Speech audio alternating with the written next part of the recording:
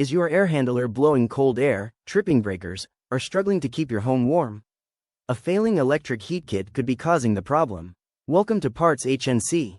Today, we will show you how to troubleshoot the electric heat kit inside your indoor air handler cabinet, located near the blower assembly behind the main access panel. This kit provides supplemental heating by energizing electric elements that warm the airflow. Over time, these kits can fail due to normal wear, causing elements to burn out, loose wiring to cause short circuits, or poor airflow to trigger safety cutoffs. If you notice weak heat, frequent breaker trips, or burning odors, it is time to troubleshoot.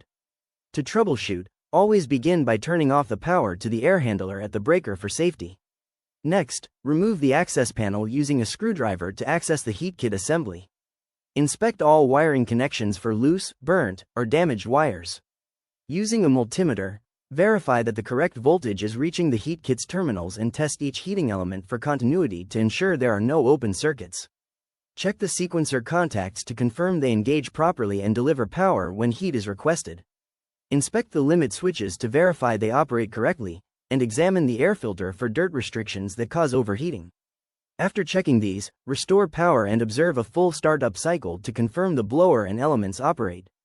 If all tests pass but your system is still not heating, the electric heat kit or its internal components may need to be replaced.